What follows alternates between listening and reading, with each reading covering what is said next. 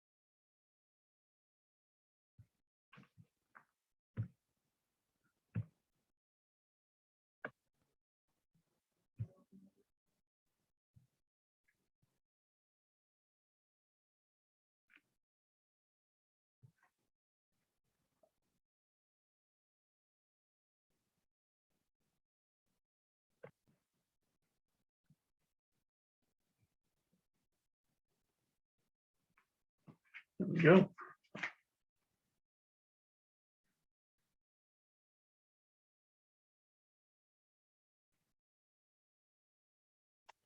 All right. So I've got 11 o'clock here. So hopefully everyone can hear me okay. Thank you for joining the presentation, and hopefully everyone is having a good convention, whether it's virtual or in person. Hope you're enjoying your time. Unfortunately, I'm not able to attend GenCon in person this year, which is unfortunate. It's been able to attend several years in a row here, so this is a little disappointing not to be able to attend in person, but I'm still able to do some things online, and so hope everyone's having a good time. So the class today is on 3D printing basics. So what I wanted to do in this class was cover some of the basics of common FDM printers like I have here. So as you can see, I'm live and also sharing a presentation. Most of what I'll be sharing is on the presentation, but be going over that, and then we can discuss some things after the class. My goal is to spend about half the time going over the presentation, and then the other half answering questions that you have about 3D printing or anything else I can answer.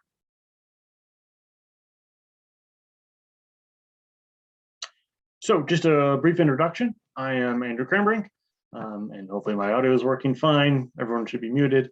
But I am a mechanical engineer. I have about 15 years in the plastics industry, mostly injection molding, but it's been all primarily around different plastics and plastic applications, mostly consumer goods, but a few other items as well.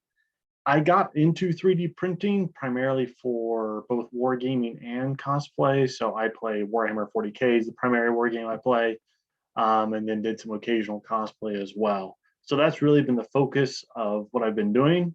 And I think that's kind of given me a unique perspective on something, since miniatures are much more fine detail and scale than, say, cosplay if you're trying to build a helmet or a whole Iron Man suit that you're trying to 3D print. So those are both two very different things, and I think it's given me perspective on the small scale 3D printing and the large scale 3D printing. So I do run a small 3D print business as well called Qual Design.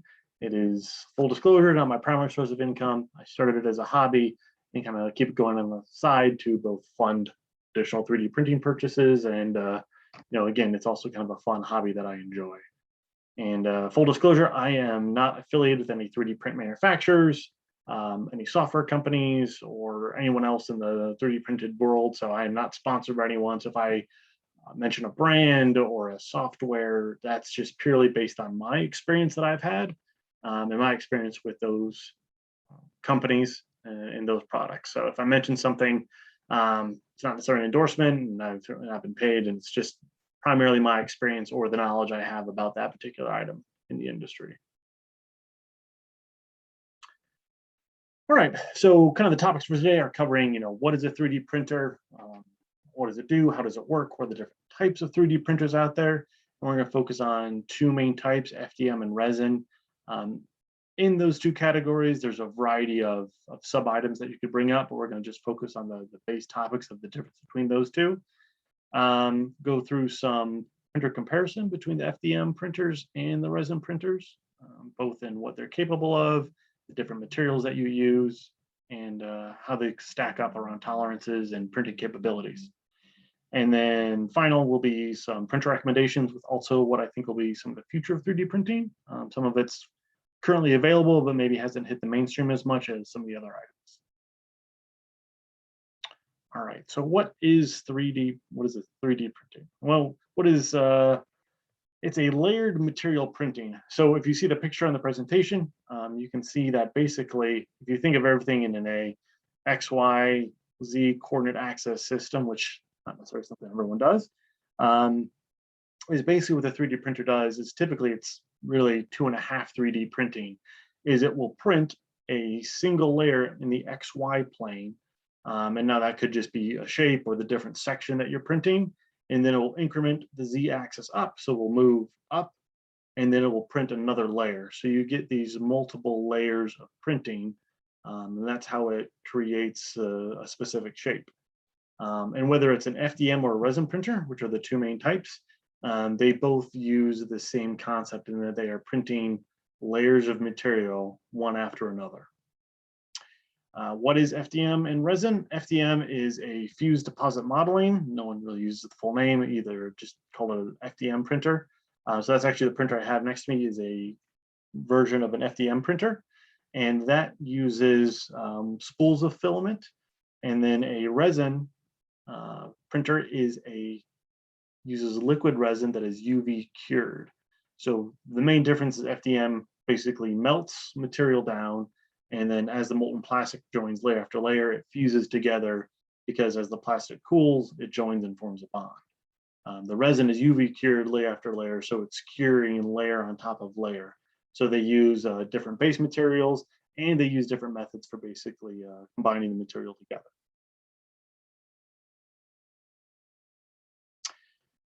Layered printing. So as I mentioned, the easiest way to think of 3D printing is a single layer stacked on top of another layer, stacked on top of another layer.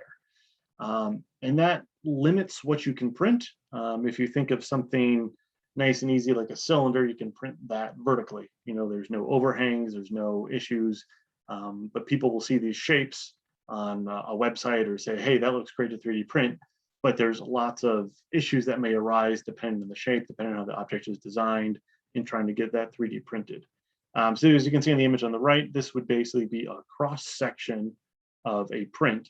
So you've got, the blue would represent the different printed layers. Again, this could be resin or FDM printing.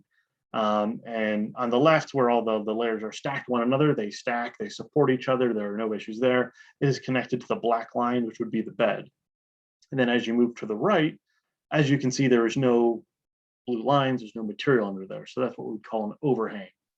And you can print overhangs to a degree because the material will support itself a little bit. If there's a minor overhang, previous material that's built underneath will support itself.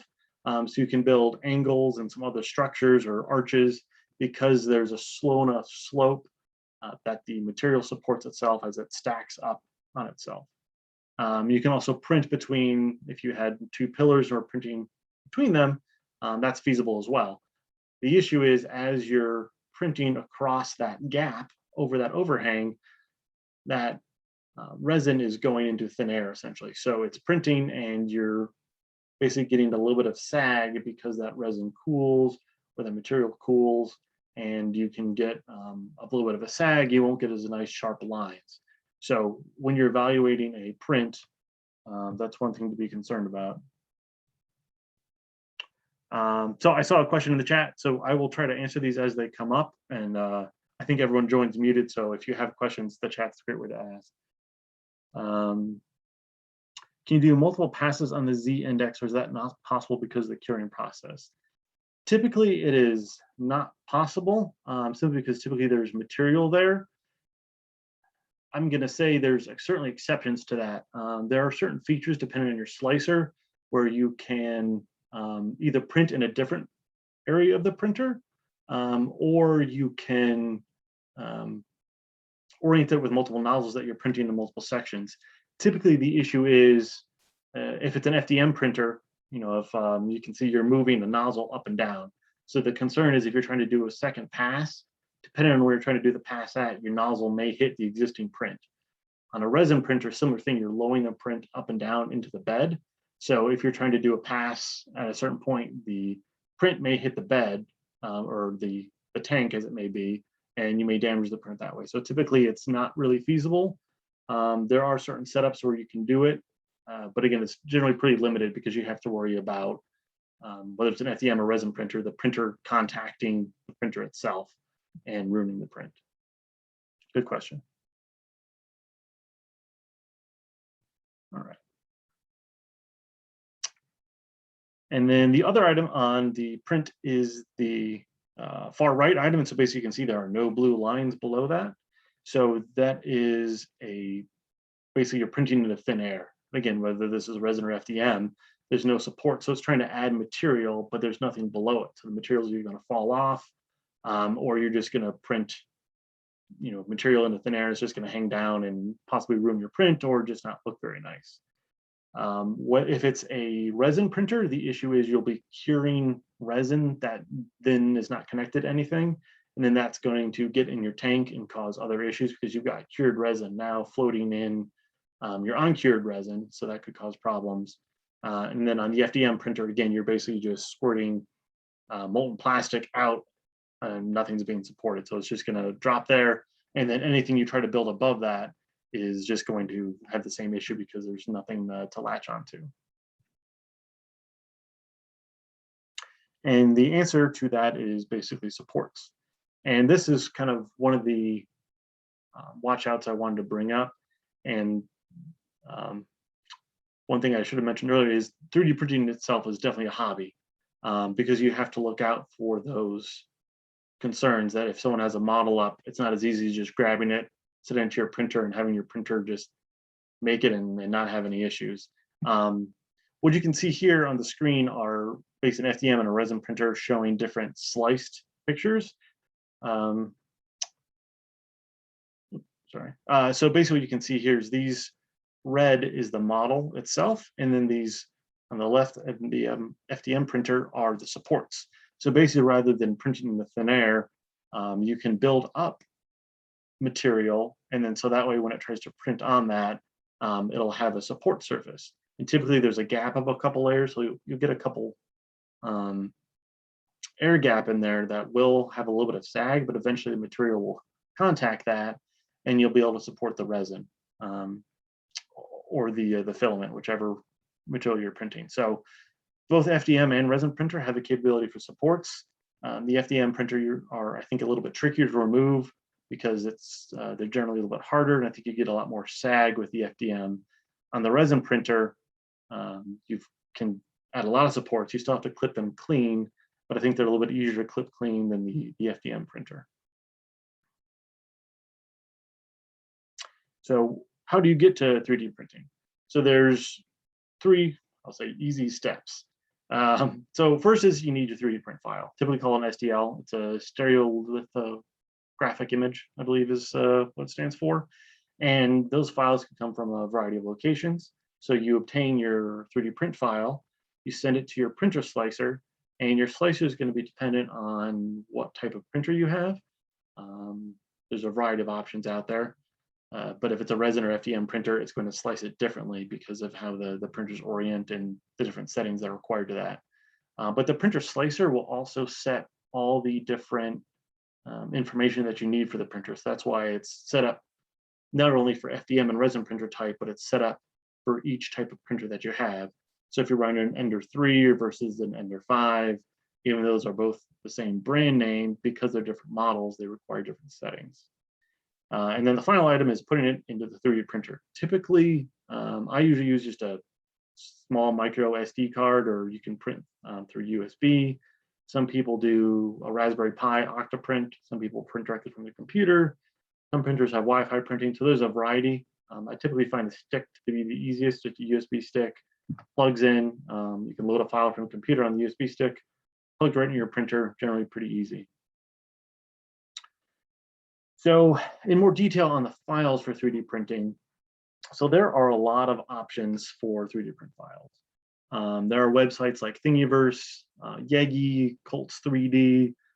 A lot of these have, I think all Thingiverse is free. Yegi will search multiple sites and link you to those. So not everything from Yegi is free, but it will link you to a lot of different files. And then Colts 3D is typically paid SDLs. So what there is a lot of people who've done a model, then they uploaded it and want other people to print it, or they just enjoy designing things, or have done a scan of something. And so there's just tons of files out there available for printing already. I do design a lot of my own things, but there's also a lot of prints out there that I'm just like, hey, that's neat, grab it off Thingiverse, put it to my printer and print it out, and away I go. So there's a lot of websites and a lot of tools out there of existing prints as options. Patreon is another source of prints. So that is, if those aren't familiar, it's basically someone will, or a group of people, create basically a monthly subscription service where you can download files. And typically a lot of those are great because they are designed specifically for 3D printing. So on Thingiverse or Yegi, someone can upload a print that's maybe not optimized for 3D printing. I've struggled before with, I had a file that I kept trying to print from Thingiverse and I couldn't figure out what the issue was. And it turned out it wasn't oriented quite right in the initial setup. So that's why it was not printing correctly. So Patreon will have a lot of files that are either designed for 3D printing, that they don't have overhangs or they're easy print, or they come pre-supported. There's a lot of Patreons that they'll supply both a regular file and a pre-supported file. Sometimes those are particular for a different printer, but those are great because you don't have to worry about adding your own supports in the slicer. They just come basically ready to go. And then kind of the other option is designing them yourself. There's a lot of options out there for free CAD software. There's Tinkercad, Blender's free. Fusion 360 used to have a free option. I believe they've since changed that. ZBrush is another good one, but that's something you also have to pay for. But there's a lot of different CAD softwares out there where you can design your own models. And that's typically what I do is I use both Fusion 360 and a combination of ZBrush. Fusion 360 to me is great for inorganic shapes, cylinders or things where I want precise measurements. And then ZBrush is great for adding organic qualities, carving things in. And I typically use a combination. I'll generally generate an original file in Fusion 360, export it into ZBrush, and then use ZBrush to add things like wood grain and other details. All right, I see I've got a couple questions in, so I will try to answer those. Yes, someone mentioned my mini factory. Yes, that's also another one. If I want to send a file to a shop to print for prototype minis, would I send the STL and expect the shop to slice and add the supports? I would say yes. I did used to work, well, I was a contractor for, there was a 3D print contract website, and basically you would just send the STL and they would basically, you'd have to figure it out on their own. So I would say yes, that you'd expect them to slice and add the supports. What is the difference between STL and object files? I wish I had more information on that. I know I typically use the STL. Sometimes you can print as object files. I'm not sure if it's a difference in data storage in my day-to-day life, both in my engineering world and CAD software. I typically use STLs. Unfortunately, I don't know the difference with the exact between STL and object file. So I'm sorry, I do not have that. Thoughts on FreeCAD? I'm not sure if that's particular software. I had that used that unfortunately. Just what I can speak to is for the free CAD softwares I've used, because there is a free version of ZBrush. I think ZBrush Mini. Again, Tinkercad was free. Typically, I'll say you get what you pay for to a degree. You can do a lot of things in free CAD software or different free softwares out there. I think the issue is that you're kind of limited in the functions that you can do, or potentially in the detail that you can add. So your polygons might have less polygon count. You might not be able to refine details as much. You might not have as many export options. So again, I can't speak to FreeCAD specifically. That's just been my experience with any free software that I've gotten, is it's generally just not as capable as the paid software. Thanks for the questions. All right, moving on to the slicer. So there are a variety of free slicers, and this is I'm going to kind of contradict myself from what I just said. Most of the slicers are generally free from what I've seen. A lot of the slicers I use are updated. I typically use Cura for FDM printers, and that it's a free software, free download, and they update it pretty frequently. Although I know a lot of us use older versions of Cura because we find a version we like, and with every version, little things change. So that is a constantly updated free slicer. I think you have to pay for Simplify 3D, and there are a little bit differences in what you can get out of each slicer. So again, I know some of the paid slicers have some advantages. For the resin printers, I know the Chitubox is the one that we use for the Elegoo Mars. I'm not sure if there's some other types out there, but a lot of times the printers will come with a version of the slicer, or there are a variety of free slicers out there. There are also some paid types as well that enable a few different options. And what your slicer does is you basically take your 3D file and it translates your 3D model into basically XY coordinates, X, Y, and Z. And as you can kind of see in the picture on the right, this is you can see the shadow of what the full file looks like. But once it's sliced, you're able to preview and kind of step through the model and see what it prints off at each layer. So as you can kind of see on this mini figurine for this FDM printer, if I didn't have the supports, this is a back cape area you can see in the very back of the model. And if there weren't supports, that wouldn't be attached to anything at that point, since it's printing from the bottom up. And that would just print into thin air and not be printing on anything, which is why those supports are required. You can see the cross section of the waist is okay because it's supported by the legs as those go up, so that does not require support. But that's useful for any time you get a model. I do recommend stepping through it, at least the base layer, once you slice it, just to make sure there's no issues, nothing odd with the model. Again, that I've had models where the base layer isn't flush for some reason. The designer maybe added a feature that places it up from the bed slightly, so you just need to either remove that or you can orient the model differently in your slicer. In your slicers, you're also able to determine different settings like speed, temperature. That's more with the FDM printers. The exposure, the layer thickness, basically all your printer settings. And that's something you kind of dial in as you understand it. I know there's a variety of different YouTubers or Patreons who have profiles that they can send you, and you can usually upload those profiles into your slicer. So someone might have a profile that's specifically designed for minis or designed for terrain or something else, and you can upload those into your slicer and you can use those without having to do all your own work. Or you might have particular settings that you like, so you can change those settings and save those profiles. So you have a variety of options you can do in your slicer. But it's also easy for things to go, I won't say wrong in your slicer, but you can set thicknesses too big, temperatures incorrectly. So sometimes if you have an issue with your 3D print, it's not necessarily your printer, it may be a slicer setting. So learning the slicer is sometimes its own work to understand what settings work and what settings don't. So there's a lot of variety there.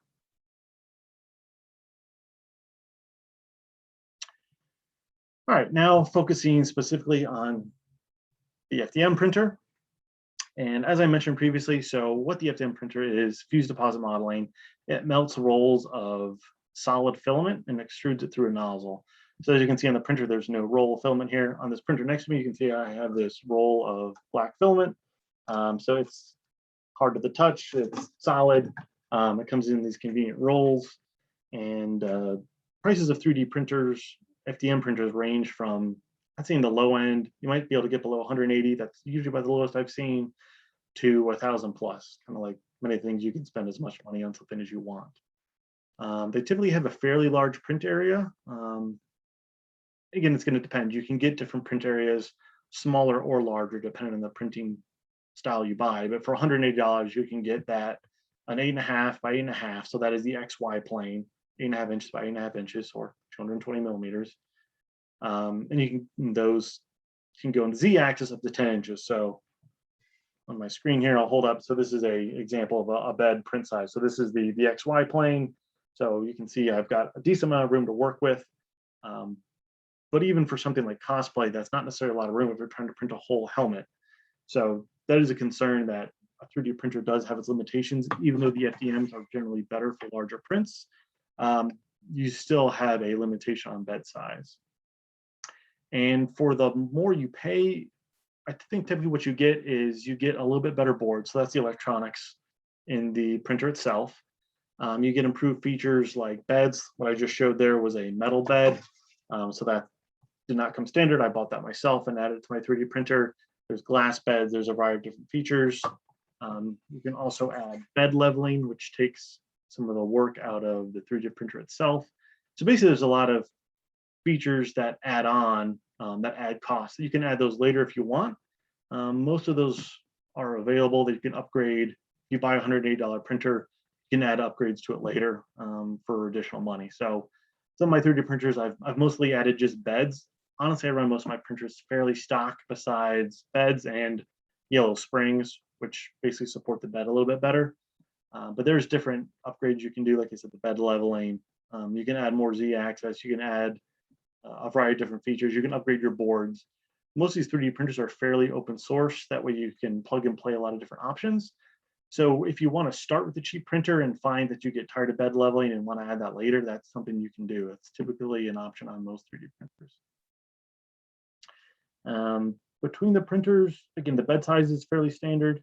For most of them, there are ones that are larger, or there's add-ons that can make, there's like the Ender extender where you can print a much larger volume. But between all the printers, I would say that the speeds in the print area is generally pretty typical. So what you're paying for is those features, not necessarily for increased speed or print area. Again, there will be some differences between them, but generally that's going to be dependent on the print settings you have in your slicer or the print quality you're trying to get. I generally don't print at full speed because I'm generally trying to get better quality out. If you're just looking to churn out some items, you can certainly up the speed quite a bit and get a little bit lower quality. On the materials, so this is a picture of my print rack. So as you can see, there's quite a few different colors you can get, and there's a lot more that I have out there. And most of what I print is PLA. So most of all these different options, the rolls can be easily handled. They're okay at room temperature. You do have to watch out for humidity, but they're basically fairly shelf stable. I'll run through these materials relatively quickly, but if you're in a hot, humid climate, you do have to worry about the humidity potentially ruining different filaments, and that's across PLA, TPU, ABS, the different filaments. They all are a little bit susceptible to humidity, but for the most part, you can handle them. You don't have to worry about wearing gloves or anything. They store in these convenient rolls. And this is actually a shoe rack that I converted to use for the different 3D printer rolls, so I can easily see them and grab them. If you're just printing in one color, you might just only have one roll on hand at a time, and your other roll is sealed in the original plastic. So that way you're not worried about the humidity. Again, I print in multiple colors, so that's why I have all those out and exposed to the humidity. I also used to have a small dry box that I would keep 3D print rolls when I was only printing in a couple colors. But there are a variety of colors out there. There's metallics, there's just basically any color under the sun. And that covers, PLA is the most common. That's what I would say 90 or 95% of people print. TPU is a flexible material. It can be a little bit tricky on the FDM printers, but I do use it. Some people use it for like RC tires and a few different options. ABS is a bit more of a rigid and durable material. There is also an odor concern with that one, and also a concern with having a draft where it can have shrinkage or lifting. So typically, if you're printing a lot of ABS, having an enclosed printer is a benefit, and that's another cost that I should have mentioned in the previous one. Some printers have an enclosure, so that way any drafts that hit it or fumes are more contained within the printer itself. PETG is another durable material that's similar to the PLA. It's a little bit trickier to print, but I have printed that occasionally as well. Nylon is not very common. Besides industrial settings, we do some industrial printing with nylon for more durable parts, but that's, again, not as common. And I'm not sure if the colors are available on that one as well. Across most of these different filaments, usually it's about $20 for a kilogram, a little bit more, readily available on Amazon or a lot of different sites. 20 to 30, I would say, is pretty typical, depending on the material you're getting. And just a caution, all the colors print a little bit differently. Even if it's all PLA, there is some figuring out that's typically required between the different materials. I can have a green that prints okay from manufacturer A, but if I'm printing manufacturer B, it just doesn't have the same either print quality or requires different temperature settings. So just a reminder, this is a hobby. There's a lot of figuring out. You can't just grab a roll of filament, put it in, and expect everything to work perfectly each time. There's generally some tinkering that's required. The silk or the shiny filaments, I have some of those kind of down near the bottom. Those typically require higher temperatures. They're a little bit more finicky. Those are the more difficult, in my opinion, prints to print, just because the resin itself tends to swell up a bit more as it goes through the extruder, and it's just their difficulties. So, even though you see all these colors that I use, some of them I'm familiar with that require different print settings, different temperatures. It's just unfortunately not plug and play with all the different colors that we have. Okay, I see some different questions in the chat.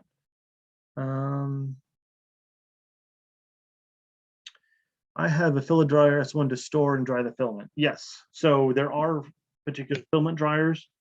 There's a variety of them out there. Some people can use their oven at a low setting to heat the filament without melting it and try to get the moisture out. But they do sell filament dryers that are very useful. And if you have a filament that's wet, it can generally be recovered if it's dry by going it through a dehydrator or, as they mentioned, something to dry the filament.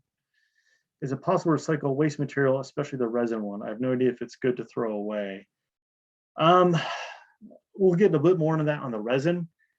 For the FDM printers, I can say it's going to depend on the material. ABS, PETG, and nylon are going to last pretty well in the environment. So there's not an easy way to recycle those. PLA is technically a bio-based material, so it is compostable. That doesn't mean biodegradable. It just means in high temperature environment, it will break down. But that requires specific conditions. So I just want to make sure compostable, not biodegradable. And TPU, I know, will eventually degrade in water. But again, that's not, to my knowledge, there's not an easy recyclable stream for that. On the resin itself, we'll touch on that, is I don't know of a good way to recycle it either, unfortunately. I try to safely store and throw away anything that I think could be contaminated. And a lot of your cured resin, again, you want to be careful with it, handling gloves. And until it's fully cured, I'd certainly be cautious about it and either try to throw it away in a separate stored container or unfortunately, there's no, I would say, easy way to dispose of it. Again, it can't easily be recycled. You can't, unfortunately, uncure it and run it back through your printer. There's not a great way, in my opinion, to easily recycle resin, which is something I get into a little bit later of ease of use. I think the resin's a lot trickier for that perspective, simply based on materials required. And the next question is, the pieces lose resistance if the same type of filament colors are combined.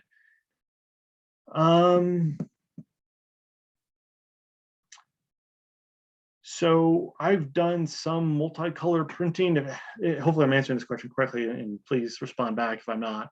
So I've done kind of 2-color combined printing. You require a kind of a special printer for that. If you're combining, I'll say 2 different things. If you combine the colors, typically if you're printing Let's say I've got, try to hold this up here as you can see. So it's like a wound counter. I printed a color on top of each other. So typically the PLA, if it's the same material, it'll bond to the same material, whether it's a different color, will typically bond well. If you're trying to print two different materials together, separately, one on top of each other, they will often have issues with bonding, just because the materials, they don't bond quite the same. Not that it can't be done, but every experience I've done, specifically with TPU and PLA, is they don't bond as well. They will bond, but it's not as strong as the same material. And then if you're trying to do two colors, let's say I've got a two-color printer where I could extrude two colors into the same nozzle. I've not seen issues that way because it's all melted in the same extruder. So it basically combines into a single color that way. So if you're combining them in the extruder, basically melting them together, again, assuming it's the same material, I've not seen issues that way. So I guess short summary, trying to bond two different materials, difficult. Trying to bond the same color of the same material should be okay. Hopefully I answered that question.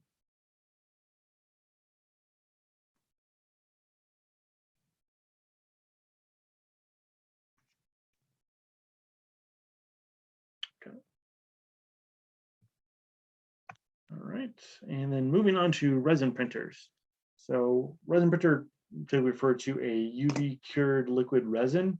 So it previously we had mentioned the rolls of solid filament. This will use bottles of liquid resin, and because of this, there's a couple different steps that are required. So instead of adding a roll and melting it, the resin printer, you pour it into a tank, and it's kind of oriented the opposite. So if you see here, this is, I think this is an Elegoo Mars. So you've got the print bed is actually the other way. Instead of printing up, the bed is pulled up from the tank. So you kind of print reverse of an FDM is kind of how I'll say it, because you're pushing the bed into the resin tank and pulling it back out. And this is, you have a small reservoir of liquid resin, and underneath that is a screen, which will cure the resin to the bed, and then it basically pulls increments up on the z-axis. And it's the same layering process, but instead you have your liquid resin is cured kind of layer after layer, and it builds on itself to generate your resin print. And because this is a UV cured, there's a couple different things that's required. Again, you have to fill up the tank with liquid resin. And instead of washing a spool, you have to make sure your tank doesn't go out if you're doing a large print. And handling the tank, there's some concerns there as well. So the liquid resin, you want to wear gloves, work in a ventilated area. And sometimes the resin printer itself will have some fumes as you're printing.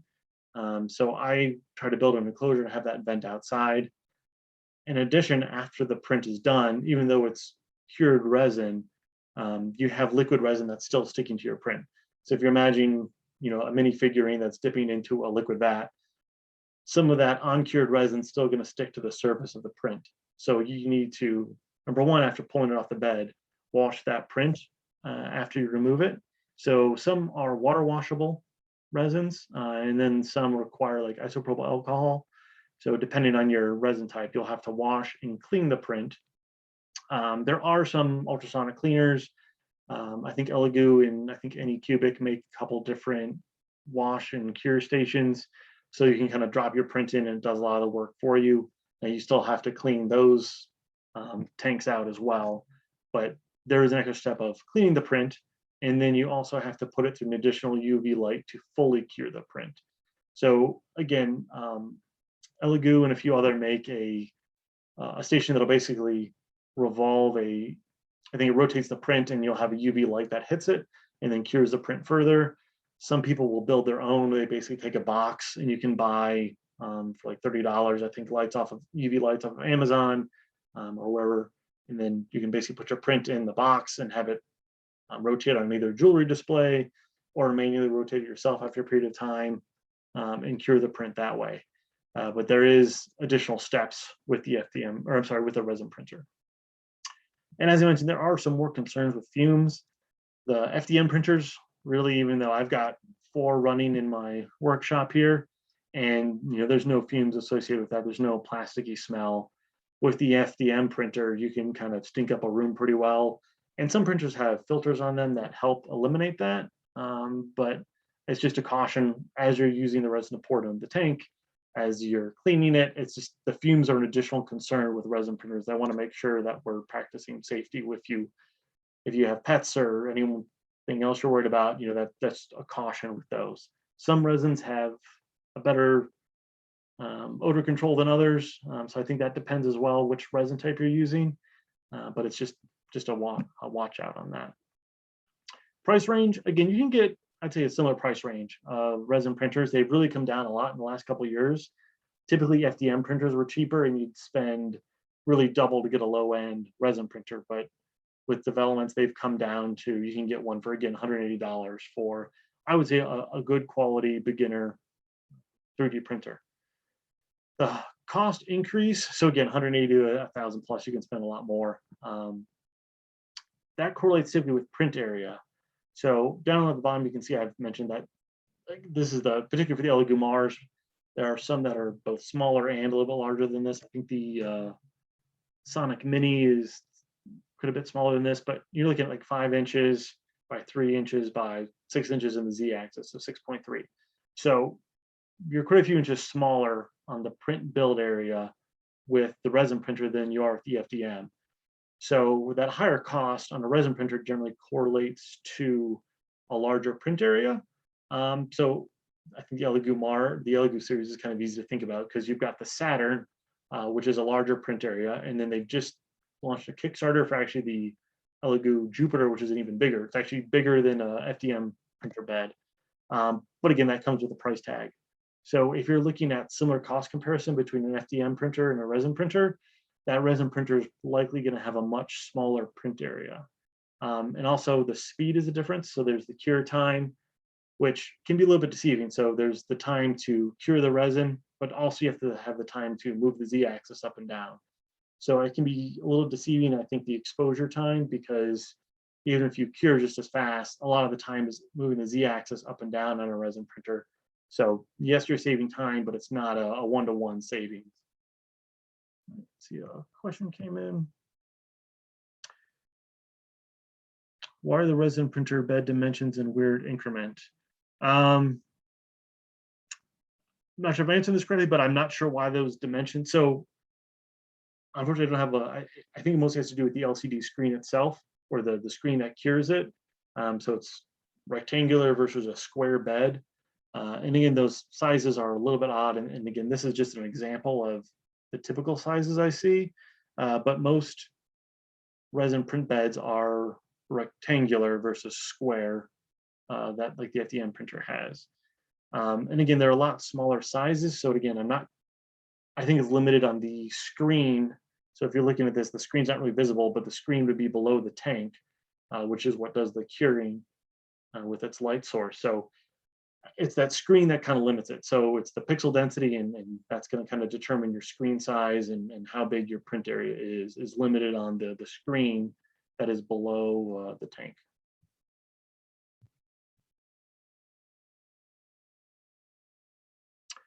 All right, on the resin printer materials, so there are, oops, moved up too quick. So there are a range of materials, color options. I think there's a lot less range of materials. There are some different, I will say, hardnesses and durability you can get with some of the different resin that you can get out there. Again, there's like water washable. There's some that require the isopropyl alcohol. Again, there's a lot of colors, and there are some that are opaque. I think the typical I see is like the general, it's an opaque gray. That's pretty common. But there are some ones that look kind of neat if you're just really trying to get a unique, maybe crystal looking feel. There's like a clear red. There's actually, you can get there's a much better translucent or clear for resin than there is for FDM. There's a translucent one for FDM, but just because of the printing process, you're not really going to get a clear print off an FDM printer. Whereas with a resin printer, you can get something that looks pretty clear, which is kind of neat if you're trying to do like a camouflage effect or some different things that you're trying to print off. But the clear actually looks pretty good on a resin printer. So as I mentioned, the material comes in bottles versus a spool for the FDM. So you get a bottle that you will pour into a reservoir tank, and then the screen for your printer will cure that resin. And again, as your Z-axis moves up and down, It will move in and out of that tank, pulling your print essentially out of the tank as it cures. And just a caution on the tank, that will need to be cleaned periodically. So that's another upkeep with a resin printer. So you have to think if there's small bits that flake off or anything that falls into your tank of cured resin that may potentially fall on your LCD screen or may interfere with the uncured resin. So that could either lead to print issues or just snagging some of the uncured resin. So something just doesn't print quite right. So typically you'll need to clean your resin or clean the tank. That's just another thing that's a little bit different on the resin printer. And again, work in a well-ventilated area, use gloves. You don't want to be inhaling or getting this stuff on your skin. The cost for a bottle is, I'd say, typically about $30 per kilogram. So cost-wise, it's maybe a little bit more expensive than the FDM printers, but to me, it's similar ballpark. $20 to $30. I know that's a different expense, but you can print, in my mind, a fair amount with a single bottle of resin. Same with a single spool of resin. So you're getting really a lot, I think, for the cost of the amount of things you can print with a single spool. And if you try to think of, that's essentially 2.2 pounds. If you think of, or 1 kilogram, think of how many minis you print or how much that would take to really weigh that much. So that's just an initial cost, but I think that'll generally last most people a while for the initial cost. Another question. Is this the same type kind of resin that would be used in other resin crafts, or is this a special 3D printing? So this is a special 3D print resin because there are UV cure. I've used UV cure resins before in different crafts, and this is different than those. This is actually, I'd argue, be quite a bit cheaper. I know UV resin comes in those small bottles. I got a couple down here in my workshop. So this is not the same. It would not work the same. So no, it's not the same as the typical crafting UV resin.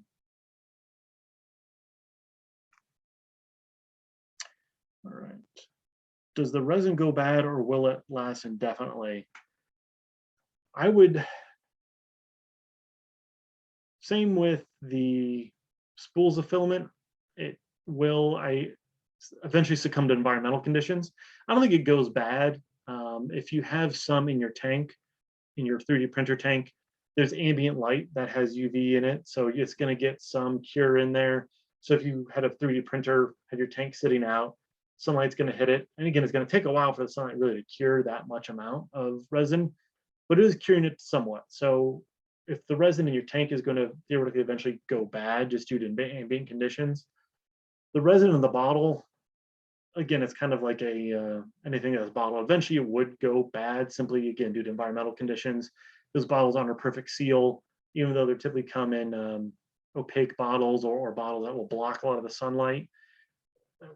It'll last a long time, but not indefinitely. So I would say it's not going to go bad unless you're really storing it for a year between prints. But if you have one bottle, it's going to last you quite a while without expiring. So you can go a month with the single bottle or quite a bit more.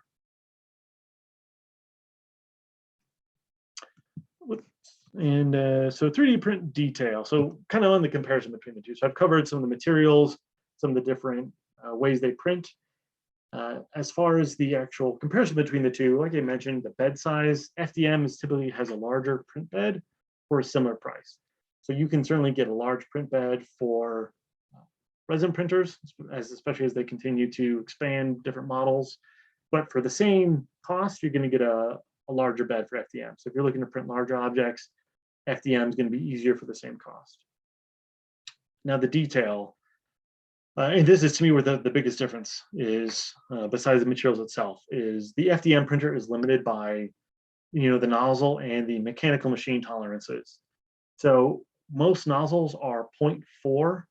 You can get smaller nozzles, and this is going to come into why 3D printing is a hobby. Some people will get like a 0.2 nozzle to print better detail, but this image on the right is to scale. So I just put this in my CAD software. So this circle, this large whitish gray circle, represents kind of the smallest dot you could print with an FDM printer. So this is 0.4 in diameter, and it's about I'm sorry, 0.08 millimeters thick. So that's limited to how much your z-axis, so that's the minimum thickness your z-axis can move up and down, limits the tolerance of the thickness. And then the nozzle is going to limit a little bit how much you can print. So that's the smallest dot you can make. And then how much you can move that dot is going to be limited on particular machine tolerances. So as you can kind of see, that big white circle is pretty big compared to the small resin printer dot. And the resin is limited by the pixel size as well as light blur. So your pixel size is essentially the smallest you can print. So, a single pixel is going to cure one small section of resin, and that's going to be the minimum you can do. Now, that being said, even if you have the other pixels off around that, so again, you're printing a single pixel, the light's going to blur a little bit. You give a little bit diffraction as it goes into the resin. So it's not going to be a perfect, if you were to measure that, it's going to be a perfect size of what that light blur is, or what that pixel size is. But that's just, you can definitely print a lot better detail with a resin printer than compared to an FDM printer. So to me, that's the biggest of the thickness. So these are both in scale to one another. So that FDM printer is the thickness of what it would be. So 0.4 in diameter and I think 0.08 in thickness. And then the resin printer is similar. I think that's thickness is to scale because you're only worrying about the mechanical z-axis, and then the XY coordinates are limited just by that pixel size. So detail-wise, the resin printer is going to blow the FDM out of the water just for that single reason.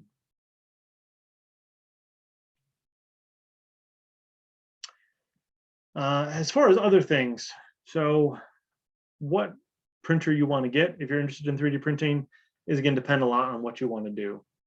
And so I tried to put together this little sheet of what I would recommend personally. Ease of use, I would say FDM is going to be the easiest. Again, the spools of filament are easy to handle. Cleanup's easier. If you have a print that fails on a FDM printer, you pull it off the bed and maybe wash it down, clean with some isopropyl alcohol, and you're good to go again. There's really not a lot of toxic concerns if you're using PLA. So ease of use, I think FDM printers a lot easier in that way. And another thing to worry about too is I'll say community. If you buy a small brand of a printer, you might not have the same community. I reach out to a lot of the communities for help. Sometimes there's something that stumps me. So that's another thing to be concerned about between FDM and resin printers, particularly the models you get, is I want to say buy the big brand ones, but the big brand ones do have a degree of support, not necessarily from the company, but from the community perspective as well. And I certainly think there's a big FDM printer community. There is a big resin printer community as well. Again, I think it's just a little bit smaller and it's had a little bit less time than the FDM community. As far as detail, as I showed previously, that the resin printer is going to blow the FDM out of the water. It's just can print much smaller, both XY coordinate and the Z-axis. So if detail is really your primary concern, resin printer is going to be the way to go. If you're just printing miniatures, again, this corresponds with the detail. I would say resin is the way to go. If you just want to print, miniatures for wargaming, tabletop role playing, D&D, that's what you're looking to do. Again, resin's just going to give you the detail. Not that you can't do some miniatures on FDM. I certainly have. Just in my experience, there's a lot of difficulty in setting them up and getting them to print, and you get kind of bland prints because they just don't have the detail that's usually available in the model. If you're looking to do both miniatures and terrain, FDM is going to be more my recommendation, again, because you can generate some miniatures to a degree with FDM. In terrain, especially larger pieces, you're going to require probably an FDM printer, just because that's what it's going to excel at. It's printing these larger pieces. It's going to print them quicker than a resin printer. Again, not to say that you can't do miniatures and terrain on a resin. That's just kind of my experience is if you're really looking to do a little bit of both, that FDM is going to be the easier solution for that for about the same cost. You could certainly buy a larger printer that's resin that you can do both. So these are just my recommendations, nothing to hold to heart. Game pieces. I didn't really touch on this earlier, but I think you can do either those on FDM or resin. I know we probably have a lot of either tabletop role players or board game players in here. If you want to print your own tokens, I think the FDM is better in regards to color options. So if you want to, print something to replace, you've got red, blue, green, and yellow players. 4 rolls of filament. You can print all your game pieces in different colors, and you're all set to go without painting. However, I know there are some board games or other game pieces that you really want something detailed. Some games come with downloads of STLs, so resin may be the way to go. That it's going to depend on your game. I know, like Holy Grail and really detailed miniatures, I think those were supplied, but still the option exists that you may want a more detailed miniature or a more detailed game piece. Cosplay, this is a little tough to say. I would typically recommend FDM, but it depends on what type of cosplayer you are. If you're looking to print larger pieces, the FDM is probably the way to go. Again, you're still a little bit limited on what your print size is, but there's a decent amount you can print with the FDM. If you're looking at more detailed pieces, if you're just looking to add accents, maybe the resin printer may be the way to go. If you're just focusing on really small, detailed items, and again, I know there's a big range of what cosplay might be. Household items, I would certainly recommend FDM printer. I've printed like small shelving units or just small things that hold things for my 3D printers. Again, I think the durability and just the ease of printing is going to be there with the FDM versus a resin printer. We had another question come in. Okay, all right. All right. So that's kind of again, the overall, just my recommendations between the common uses. All right, your own business. I just want to touch on this because I'm sure some people are asking. When I first got my 3D printer, I did get it for hobbying, but I'm sure some people get a printer and say, hey, can I turn this into a business? Like I mentioned, I do run a small side business, but I do want to comment again, this is a hobby. There's a lot of learning, both no matter what you want to do with this. There's a hobby of trying to learn what slicer settings are. There's mechanical things, there's wear parts on 3D printers that need to be replaced, or cleaning their machines that break down. Unfortunately, they just don't run forever, and you can't just put something on a 3D printer and expect it to print perfectly every time. So just a caution, it is a hobby, it is work. It's if you like to tinker, certainly that's I think a good experience. But if you want a machine that just runs every time like a toaster, 3D printers aren't to that level yet. Sort of the higher end ones are going to give you more reliable, but even on those, you're going to face circumstances where maybe a bolt's not tight or a slicer setting isn't right. So no matter what, I think you have to be willing to tinker and work with some things. But as far as 3D printing for your own business, I think there are some great opportunities. If you're looking to do prototypes for game pieces, I've done that where it's great. You can design something, have a concept, and print it off that same day. So if you're looking to do, I know some people do Kickstarters, and your initial game pieces maybe are going to be 3D printed, where finally they're going to be injection molding. So prototyping options are great. They're great for customization. So if you're looking to add names or custom shapes, that's typically a lot of what I do for my business. Is custom colors or custom design options. Also short lead times. So an injection mold is going to take weeks to build, several months to build a full mold for miniatures. If you have a 3D print design, if you design a miniature or something else or a game piece yourself, like I said, you have a short lead time where you can design it and print it that same day or over a couple of days. So you can get to from a concept to a physical design a lot quicker than what a big manufacturer can do. That said, you're not going to be able to out manufacture someone with a full injection mold. So I think where 3D printing excels is custom options, newly designed options or prototypes, just because your 3D prints, they can print relatively quickly. You can have a miniature in a couple hours, which is great. An injection mold's gonna churn out, 48 parts in a span of 10 seconds. You just can't compete with the manufacturing times. So I think 3D printing, if you're trying to do your own business, is great, but you got to find the right niche for your business and the right opportunity.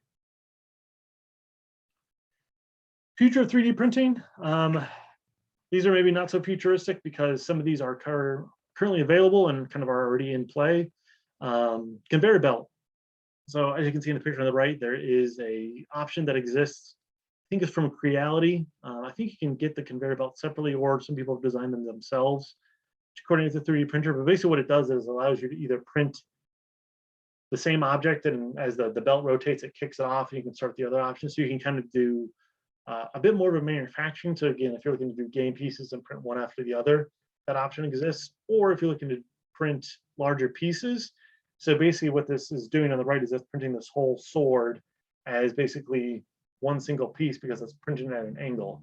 So that option exists. It's not very common yet, and I know it can be a little bit tricky to set up, but I think that's one thing that might be a little bit more common. It might appeal more to the cosplayers who are looking to do a little bit bigger prints, especially if you're looking to do, like I said, weapons or some other designs, because obviously you're still limited in one axis. Again, this is able to print long on the y-axis, but the x-axis, you're still a little bit limited. You can only print so wide on that. But I think that's going to become more common as we go forward.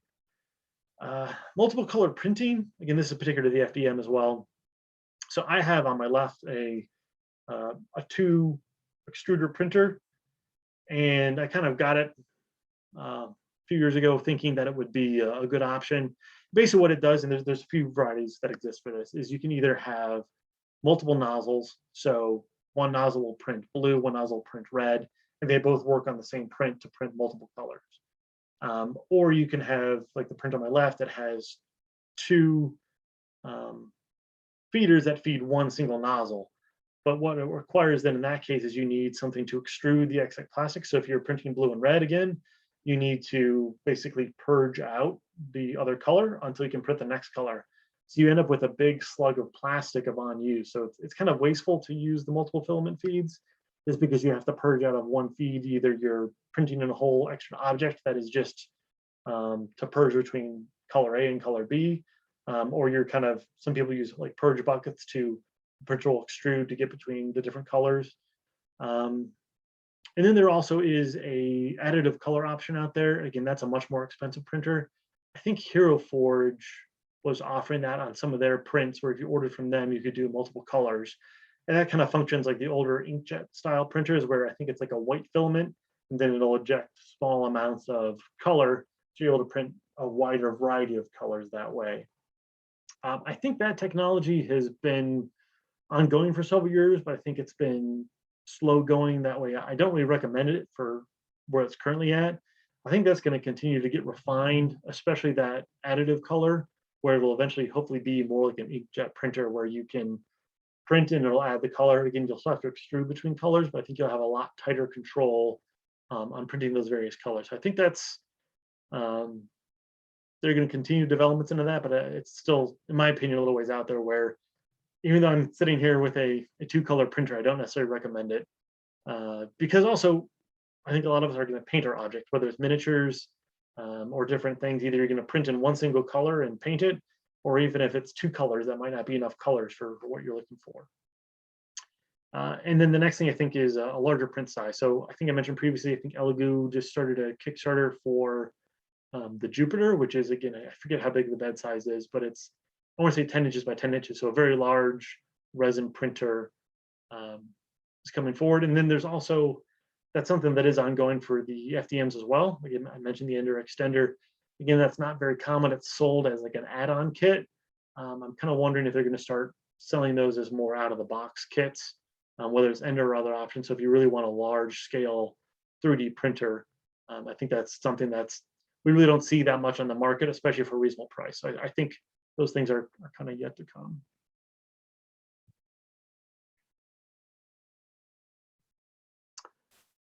So question was, can you talk about options to get your STLs to your printer? Specifically, I'm looking up Octoprint, but I wanted to know about options.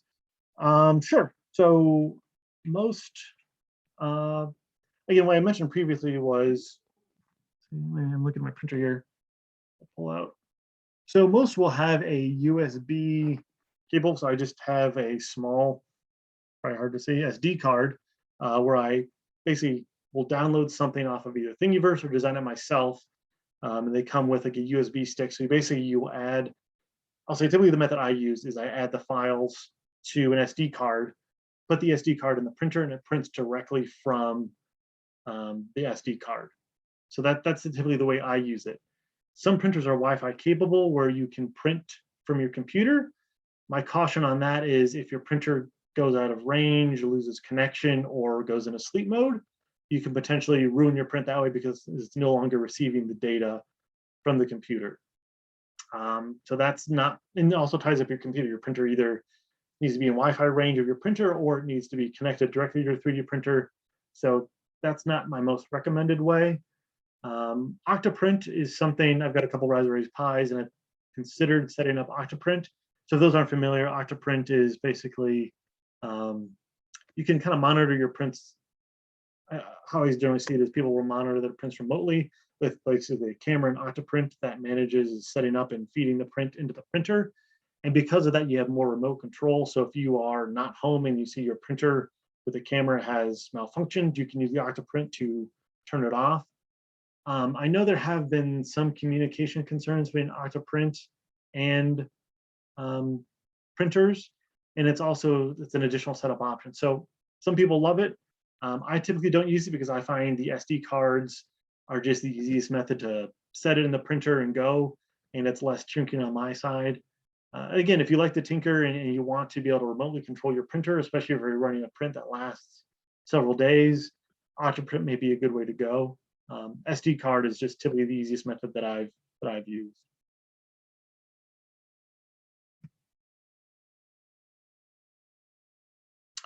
All right, and I should check my time here. Oh, and I apologize, I went a little over time. That's my mistake.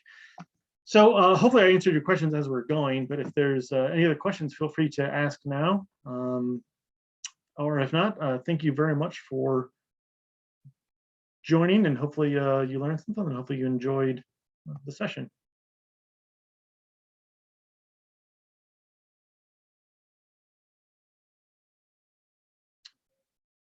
All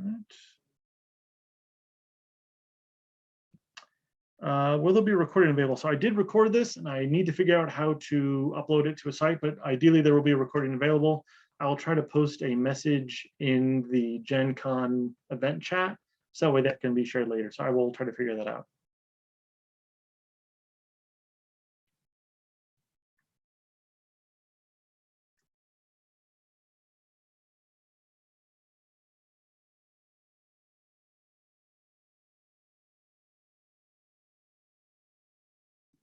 All right, I don't see any other questions coming in, so thanks everyone for your time. Enjoy the rest of your convention. Again, apologize for going over time. I could have kept a little bit better track of that. But thanks everyone, and have a good rest of your day.